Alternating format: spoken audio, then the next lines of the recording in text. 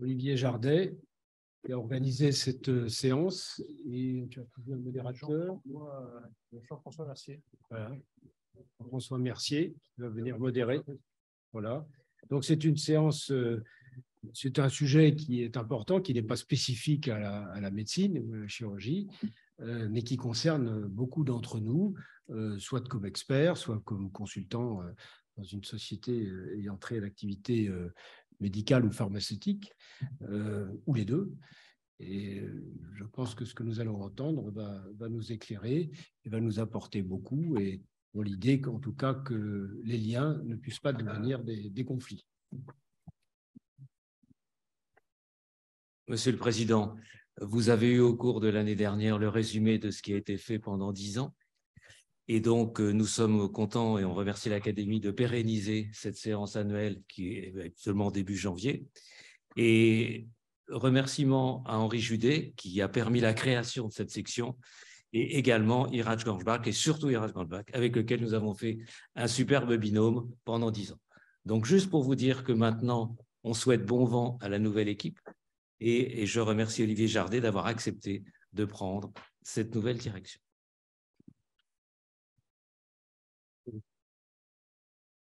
Merci beaucoup à Jean-François, merci également à Pascal Richman, notre nouveau président, de pérenniser cette réunion qui est importante. Et le thème d'aujourd'hui est totalement d'actualité. On en parle de plus en plus, c'est le problème du lien d'intérêt.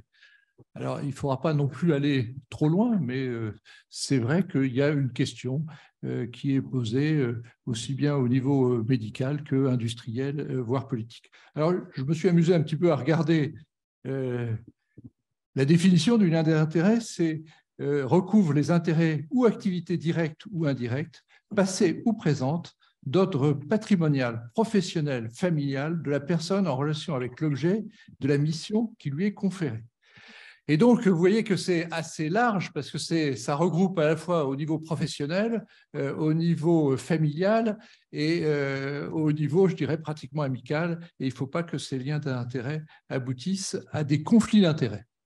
Alors, je remercie beaucoup Monsieur le Premier Avocat général de la Cour de cassation de sa présence, parce qu'il va nous donner le point de vue du magistrat, c'est quand même tout à fait important, puisque je vous rappelle quand même que dans une expertise, c'est le magistrat qui décide au final. Merci également à Maître Laccueil, qui connaît bien le problème et la problématique de la responsabilité médicale. Je salue mon maître, le doyen Koudane, qui lui va nous parler du lien d'intérêt et dans les communications scientifiques, et il va apporter quelque chose de tout à fait nouveau sur les métaverses et les données de santé. Merci donc à vous quatre pour toute cette présentation. Alors, je vais commencer par la mienne. Alors, conflit d'intérêts lors d'une expertise en responsabilité médicale.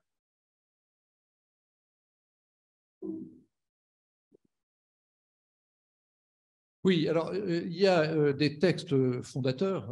L'expertise, c'est quelque chose qui évolue. Et le premier texte qui parle vraiment de l'expertise médicale et qui la fixe, c'est un texte qui a bientôt maintenant 50 ans, mais qui évolue, puisque l'été dernier, un nouveau texte est apparu au niveau de la modification des rubriques. L'ensemble des textes, qu'est-ce qu'ils disent? C'est-à-dire qu'il y a une exigence déontologique avec l'indépendance et l'impartialité qui sont les gages du procès équitable. Néanmoins, la déontologie médicale, même si c'est repris dans, je dirais, les statuts du Conseil national des compagnies d'experts de justice, est réglementée par le Code de santé publique. Alors, je vous rappelle néanmoins que l'expertise judiciaire n'est pas une profession.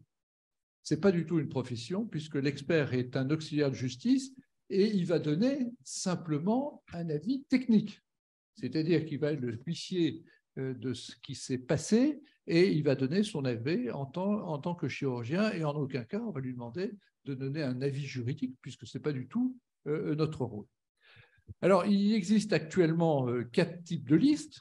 Les listes de cours d'appel, les listes qu'on appelle nationales qui sont agréées par la Cour de cassation, la liste de cour administrative d'appel et la CNAVED, pour lequel je me permettrai de rappeler que j'ai voté contre, avec l'argumentation de dire que pourquoi faire une nouvelle liste au niveau de la responsabilité médicale et il ne suffisait pas de rajouter une rubrique à celle de la Cour de cassation. Et je pense que ça aurait peut-être été beaucoup plus simple que faire cette... Mais je ne sais pas pourquoi Jean-François Métayer voulait absolument créer une liste à part. Alors, comme je vous le disais il y a quelques minutes, il y a un nouveau arrêté, c'est-à-dire que l'expertise judiciaire progresse, la vie progresse, nous ne vivons pas comme nos enfants et nos enfants ne vivront pas comme nous, et au niveau judiciaire, c'est un peu identique, et donc les rubriques doivent être, je dirais, dépoussiérées, voire adaptées aux nouvelles compétences des experts. Alors, je vous rappelle tout simplement que l'indépendance, elle est déjà fixée lorsque vous déposez votre demande pour être inscrit sur une liste. C'est-à-dire que, bien entendu, les magistrats vérifient des conditions d'indépendance. Alors, tous les problèmes, c'est le problème autour expertise judiciaire, expertise de compagnie d'assurance. Est-ce que, lorsque un médecin conseil de compagnie d'assurance fait une expertise judiciaire, est-ce qu'il est indépendant? Certain que si dans la cause, il y a, je dirais, indirectement son employeur, je dirais non. Néanmoins, il y a des études qui sont totalement opposées. Il y en a aussi qui disent, mais un bon expert, c'est celui qui fait souvent des expertises. Et c'est vrai que dans certains domaines d'expertise judiciaire, nous avons des spécialités tellement pointues que nous en faisons relativement de façon faible. Et que si on en faisait un peu plus, peut-être qu'on ferait un peu mieux. Moi, à titre personnel, je pense, mais c'est vraiment, monsieur le premier avocat général, ça n'engage que moi, je trouve qu'il y a une certaine incompatibilité entre être médecin conseil et expert judiciaire, et à titre personnel, je n'en fais pas, c'est une certitude. Alors, il y a tout le problème, je suis par ailleurs fonctionnaire. Et donc, est-ce que le fait d'être fonctionnaire, est-ce que c'est un lien de subordination? Mais là, vous avez à la Cour de cassation tout à fait tranché en disant qu'il n'y avait pas de lien de subordination du fait d'être fonctionnaire. Et puis, il y a l'âge, puisque les listes, on peut être inscrit sur les listes que jusqu'à 70 ans. Et même si on a arrêté d'opérer dans les 5 dernières années, il est marqué que le champ d'expertise est encore compétent dans la mesure où on a pratiqué suffisamment longtemps sa profession. Alors, pour ce qui est des experts administratifs, encore une fois, là, on est, il y a quand même beaucoup de PUPH qui sont sur les listes d'experts, et donc ils sont dans ce salarié d'une administration, mais je dirais que le problème réel, monsieur le premier avocat général, c'est le problème des écoles, des thèses, parce qu'on peut être président d'une thèse d'un étudiant qu'on connaît peu et pour lequel on va être amené à faire une expertise, ou des internes qui, vous savez, il y a des échanges d'internes de 6 mois entre les universités et les facultés. Est-ce qu'il y a un lien lorsqu'on a accueilli pendant 6 mois un interne dont on ne se souvient plus du tout de son passage dans le service? Je pense que je ne suis pas le seul. Et je n'ai pas l'impression de toucher par Alzheimer, mais parfois on me dit « Ah, mon cher maître, qu'est-ce qu'on a fait un bon stage chez vous à Amiens ?» Et je dis oui, bien entendu, mais je ne suis pas sûr du tout de m'en souvenir et d'avoir...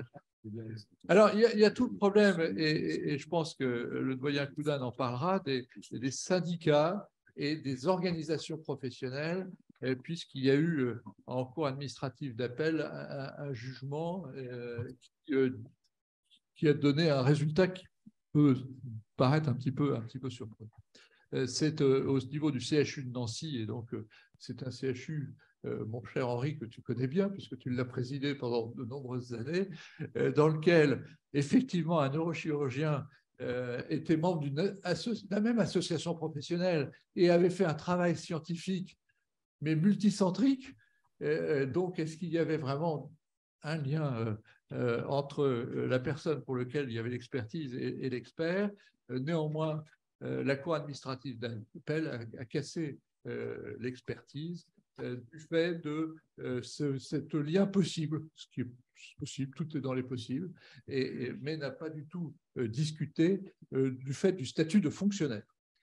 Alors, en revanche, on a plusieurs expertises qui ont été faites par des professeurs des universités de la PHP, des hôpitaux de Paris, pour d'autres professeur d'université de l'assistance publique de Paris, mais là, il a été tranché du fait qu'il y avait 20 000 médecins à la PHP et 37 CHU, et que là, ça devenait un petit peu compliqué si on empêchait ce type d'expertise. Alors, pour la CNAMED, ce n'est pas considéré comme une liste judiciaire, donc ça n'entre pas dans le cadre, ça entre dans le cadre des procédures amiables. Alors, l'indépendance, c'est tout à fait important. C'est quelque chose qui doit absolument être respecté et qui doit se faire en conscience, en objectivité, en impartialité. Ça, c'est tout à fait primordial. Et c'est sûr que s'il n'y a pas cette indépendance, il y a la perte d'un procès équitable. Et vous savez combien la Cour de Luxembourg est tout à fait sourcilleuse sur le procès équitable.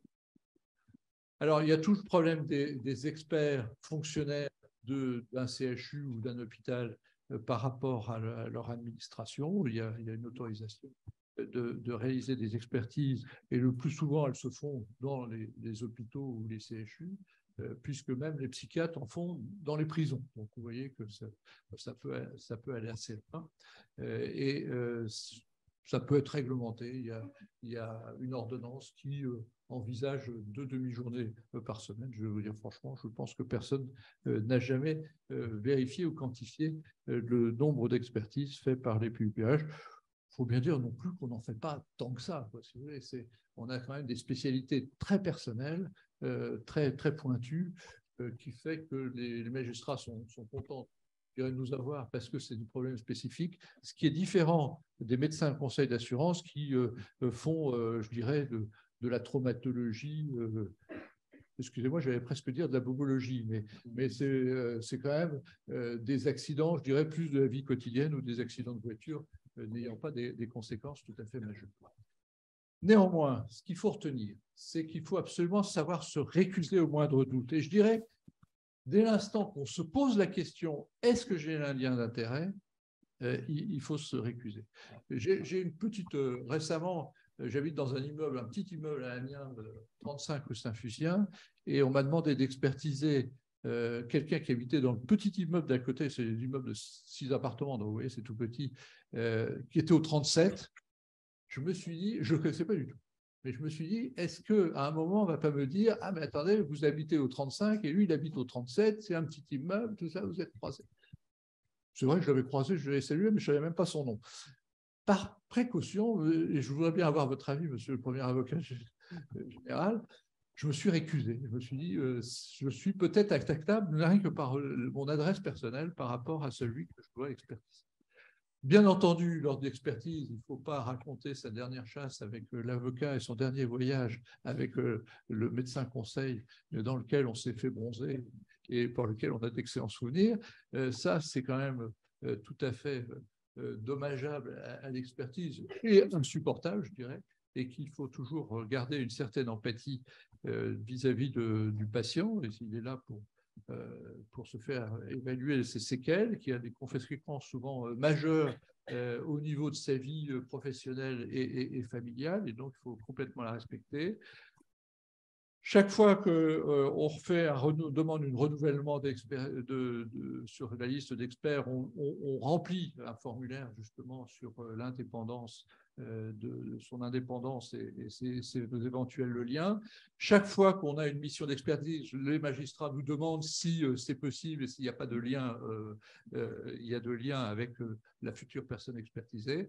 Faut-il aller, et c'est la question que je posais à Maître l'accueil, M. Gaillardeau, est-ce qu'il faut aller jusqu'à signer une déclaration de non-conflit d'intérêt lors de chaque mission d'expertise, du propre fait de l'expert, et là pas à la demande du magistrat. Néanmoins, il faut toujours se méfier si cette déclaration est incomplète, voire inexacte, et sans là, bien entendu, entraînerait encore un travail supplémentaire bureautique qui serait non négligeable. Je vous remercie.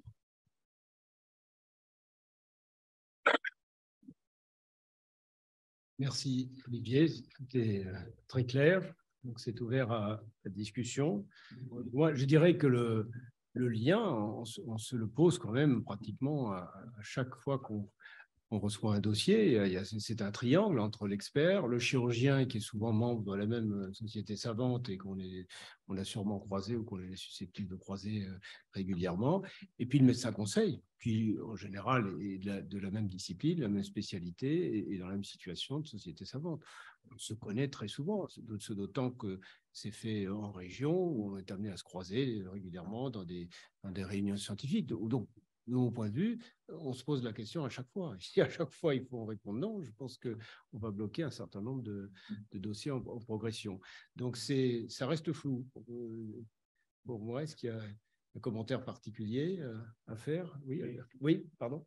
Alors, sur deux points. Le premier, c'est les déclarations concernant ce que tu as dit. Le tribunal de Fontainebleau le fait systématiquement et le demande en même temps que l'acceptation de mission. Donc, si on n'a pas de choix, il le fait. On le remplit et ça ne pose pas de problème. Le deuxième point, c'est les experts qui ne font pas beaucoup d'expertise dans des domaines pointus. La solution qu'on a utilisée avec Arrangement depuis de nombreuses années, c'est d'être nommé à deux, dont un sous-entendu généraliste de l'expertise qui a l'habitude de la procédure avec celui du domaine ultra pointu. Voilà un petit peu les deux, ce qu'on utilise régulièrement. Je souscris complètement à ce que tu viens de dire. Néanmoins, il faut bien dire qu'au départ, on a un jugement avec une description très approximative des faits. Et parfois, les conséquences de la fracture du fémur ne sont pas du tout les conséquences finales pour lesquelles la personne est expertisée. Et parfois, il y a des conséquences psychiatriques, voire psychologiques importantes. Et donc, c'est assez compliqué. Ça m'est déjà arrivé d'avoir des dossiers où tu te dis, bah oui, il n'y a pas de problème. Et puis, quand tu arrives au final, c'est pas du tout la même chose. Et donc, ça peut arriver aussi de se récuser au moment qu'on reçoit les pièces, parce que tu acceptes, le temps de recevoir les pièces et tu as convoqué, et ben, tu te dis, voilà, je suis pas... Et moi, il n'y a pas très longtemps, il m'est arrivé une chose, c'est que j'avais vu ce patient pour autre chose, mais je l'avais vu en consultation, et dans les pièces, j'ai vu le professeur Jardet qui donnait son avis sur le patient, qui avait autre chose d'ailleurs, mais donc là, c'est un petit peu embêtant. Donc,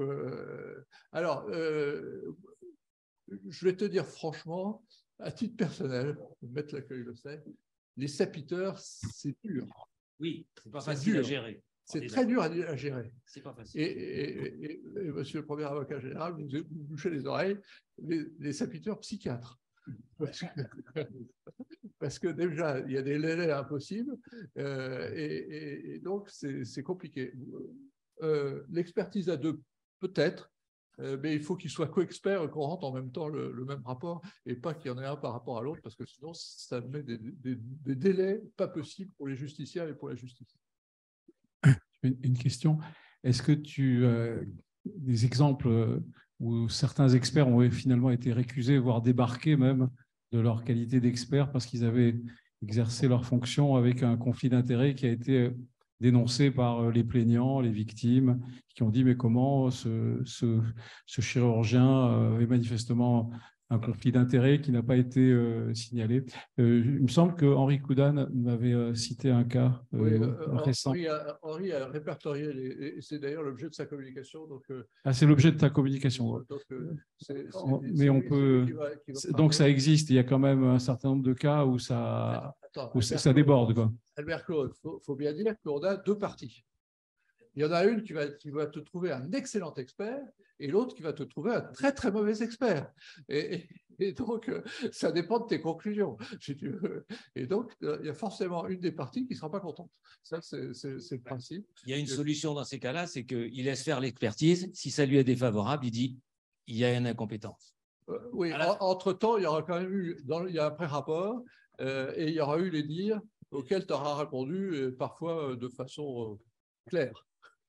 Alors, pour répondre à la question du président, parce que ce n'est pas tout à fait le sujet que je vais traiter, oui, il existe un cas qui est aux mains de la commission juridique et médico-légale, donc de la compagnie, de l'Académie nationale de chirurgie, mais on en a déjà parlé au niveau du bureau.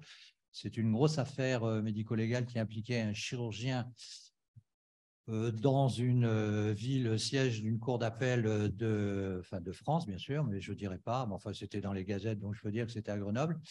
Et le collègue mis en cause était un de mes collègues chirurgiens orthopédistes. Non, mais tout ça, ça a été publié. Mais enfin, voilà, on va rester correct et éthique. Quoi qu'il en soit, il y avait 120 plaignants, il y avait 3 morts. Enfin bref, c'était quelque chose d'assez lourd. Quoi qu'il en soit, l'avocat de l'une des victimes s'est aperçu, il a fait un travail extraordinaire, que le chirurgien concerné et l'expert faisaient partie de la même société scientifique, la Sofcote en l'occurrence, de la même sous-société scientifique, la Société française de chirurgie du rachis, et qu'en plus, ils participaient dans cette société de chirurgie du rachis à la même sous-commission dans laquelle ils étaient 5 et sur laquelle ils avaient travaillé pendant plusieurs réunions dites scientifiques. Résultat des courses, la cour d'appel a pris un arrêt, a suspendu l'expert, a refusé de payer le travail qu'il avait déjà fait et a demandé la nomination de tout un tas d'autres experts. Voilà. Donc, c'est pour répondre à ta question. Oui, il peut y avoir des conflits d'intérêts. Enfin, le dernier point, je ne sais pas si tu en as parlé, mais quand on a un doute, mais je crois que Jean-François Mercier sera d'accord avec moi, il y a toujours un juge qui est chargé du contrôle des expertises. On lui envoie un mail en disant, voilà, j'étais au jury de sa thèse il y a 20 ans, est-ce que, voilà, ils répondent d'ailleurs très, très rapidement. Ou à un moment, j'ai été assuré à la même compagnie d'assurance en responsabilité civile dans mon activité libérale. Est-ce que ça peut être considéré comme un lien d'intérêt à partir du moment où c'est la même? Ils répondent. Voilà, mais ça peut être une solution. Merci en tout cas, Olivier, c'était très clair. Merci. Une intervention d'un collègue qui nous écoute là sur le chat, le docteur Hajar. L'expertise en CCI n'est... Bien sûr. D'accord. Bien sûr. Vous pouvez, en visioconférence, couper vos micros, s'il vous plaît. Merci. En CCI, c'est pareil. Très bien.